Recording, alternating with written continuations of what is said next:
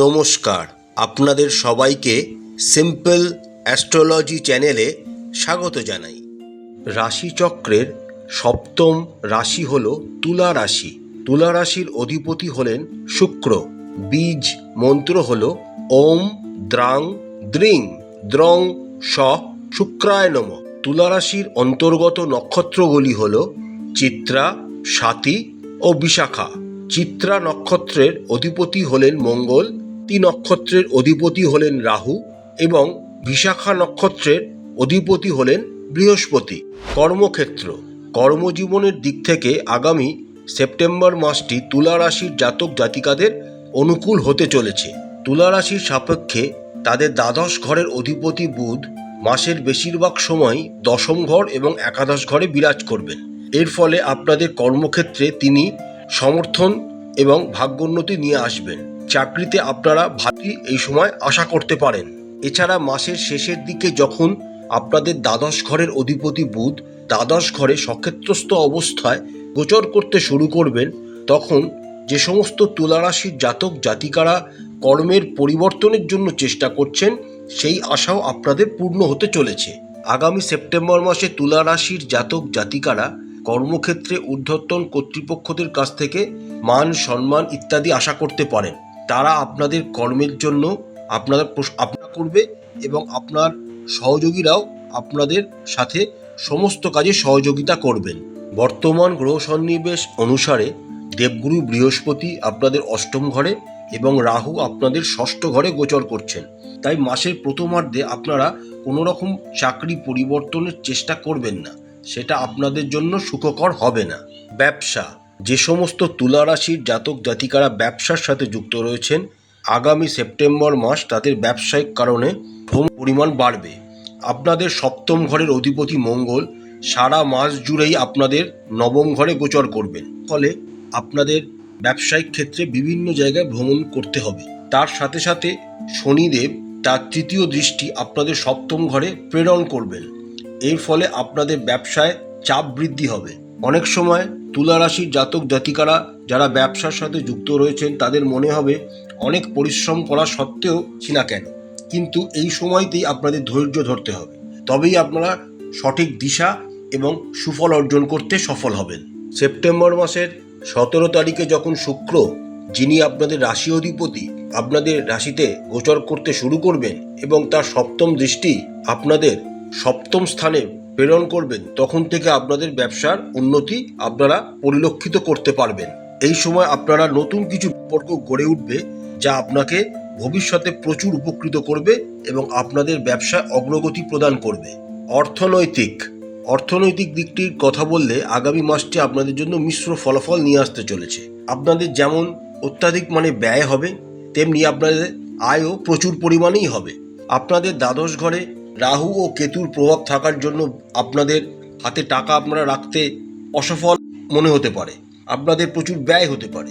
তার সাথে আপনাদের রাশি অধিপতি শুক্র নিচস্থ অবস্থায় দ্বাদশ ঘরেই গোচর করবে। তার ফলে আপনারা ব্যয়কে কন্ট্রোল করা আপনাদের জন্য, বিশেষ করে মাসের প্রথম ভাগটি, একটু অসুবিধার সম্মুখীন হতে হবে। মাসের দ্বিতীয়ার্ধে যখন রবিও আপনার দ্বাদশ ঘরে গোচর করতে শুরু করবেন, তখনও আপনাদের ব্যয় আরও কিছু পরিমাণে বেড়ে যেতে পারে, কিন্তু ভয় পাবেন না। শনি, যিনি আপনাদের চতুর্থ ঘরের অধিপতি এবং পঞ্চম ঘরের অধিপতি, বর্তমানে পঞ্চম ঘরে বক্রী অবস্থায় গোচর করছেন এবং তার সপ্তম দৃষ্টি আপনাদের একাদশ স্থানে পড়ার জন্য আপনারা আয়ও প্রচুর পরিমাণে করতে সফল হবেন। দ্বিতীয় ঘরের অধিপতি মঙ্গল নবম ঘরে থাকার জন্য আপনারা আয়ের পথ সহজেই খুঁজে পাবেন এবং আপনাদের অর্থের ফ্লোটা সবসময় থাকবে। তার সাথে সাথে দেবগুরু বৃহস্পতির সপ্তম দৃষ্টি আপনাদের দ্বিতীয় ঘরের জন্য আকস্মিক কোনো অর্থ আপনারা পেয়ে যেতে পারেন। অর্থাৎ আগামী মাসটিতে আপনাদের আকস্মিক কোনো অর্থ লাভেরও যোগ দেখা যাচ্ছে। এই সময় তুলা রাশির জাতক জাতিকারা একদম কোনো রকম শেয়ার মার্কেটে ইনভেস্ট করবেন না, নাহলে ক্ষতির সম্মুখীন আপনাদের হতে হবে।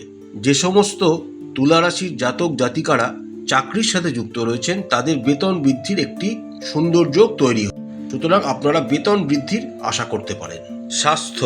স্বাস্থ্যের দিক থেকে আগামী মাসটি তুলা রাশির জাতক জাতিকাদের দুর্বল হওয়ার সম্ভাবনা রয়েছে। পঞ্চম ঘরে শনি এবং তার উপর রবির দৃষ্টি এবং রবির ওপর শনির দৃষ্টি, রাশি অধিপতি শুক্র নিচস্থ অবস্থায় দ্বাদশ ঘরে কেতুযুক্ত অবস্থায় গোচর করা, আপনাদের ষষ্ঠ ঘরের অধিপতি বৃহস্পতি অষ্টম ঘরে গোচর করা, এই সমস্ত গ্রহ সন্নিধি স্বাস্থ্যের জন্য খুব একটা ভালো ফল প্রদান করবে না। সুতরাং স্বাস্থ্য সম্পর্কে আগামী সেপ্টেম্বর মাসটি আপনাদের সচেতন থাকতে হবে।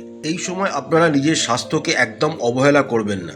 যদি অবহেলা করেন তাহলে আপনাদের কোনো বড় রোগের শিকার আপনারা হতে পারেন।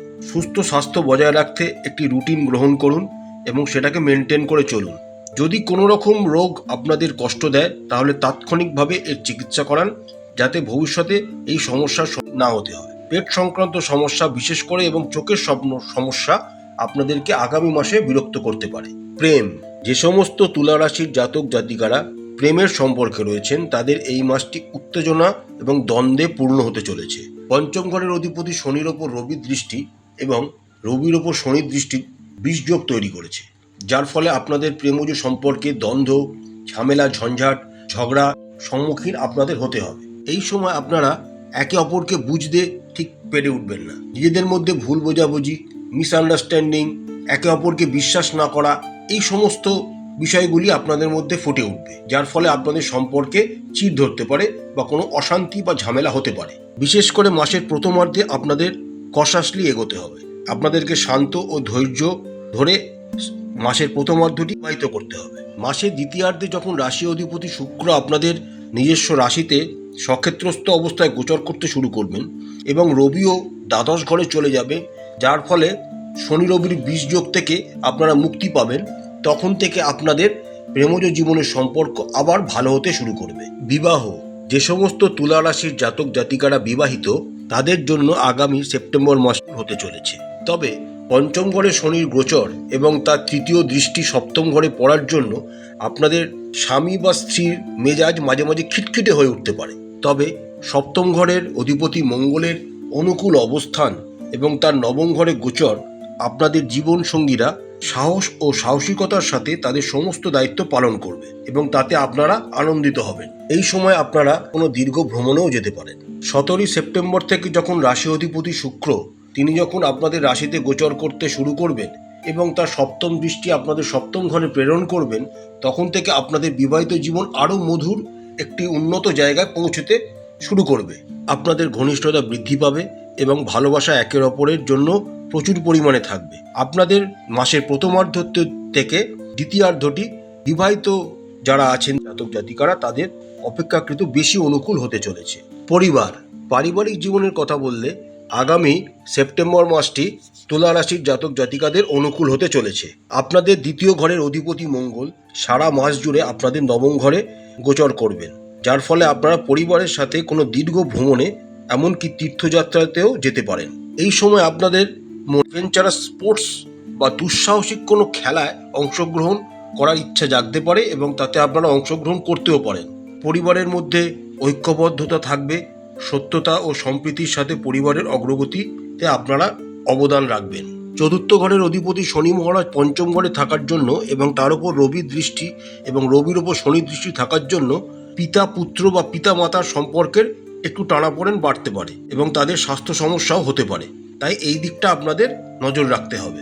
মাসের শেষার্ধে যখন রবি দ্বাদশ ঘরে গোচর করে যাবেন এবং তখন থেকে আপনাদের জীবনে আবার স্থিতিশীলতা ফিরে আসবে এবং পিতামাতার এবং সাথে সম্পর্ক আপনাদের ভালো হতে শুরু করবে। দেবগুরু বৃহস্পতি তার সপ্তম এবং নবম দৃষ্টি আপনাদের দ্বিতীয় এবং চতুর্থ ঘরে প্রেরণ করবেন, যার ফলে আপনাদের বয়স্ক সদস্যদের আপনারা খুব ভালো সময় কাটাতে পারেন এবং তাদের আশীর্বাদ আপনারা অবশ্যই পাবেন। প্রতিকার স্বরূপ তুলা রাশির জাতক জাতিকারা শুক্রের বীজ মন্ত্র, যিনি আপনাদের রাশি অধিপতি, 108 বার করে জপ করবেন এবং চেষ্টা করবেন যখন জপ করবেন তখন সাদা রঙের কোনো বস্ত্র পরিধান করতে। এতে আপনারা সুফল আরও বেশি পাবেন। মা লক্ষ্মীর কোনো মন্ত্র, যে কোনো মন্ত্র আপনারা অবশ্যই পাঠ করবেন এবং যদি সম্ভব হয় শ্রীযন্ত্রম বাড়িতে প্রতিষ্ঠা করবেন। আশা করছি আগামী সেপ্টেম্বর মাসটি সমস্ত তুলা রাশির জাতক জাতিকাদের খুব ভালো কাটবে। মা তারা আপনাদের সবাইকার মঙ্গল করুন, আপনাদের সমস্ত ইচ্ছা পূরণ করুন। আমাদের চ্যানেলটি ভালো লাগলে লাইক করবেন, শেয়ার করবেন, সাবস্ক্রাইব করবেন। নমস্কার।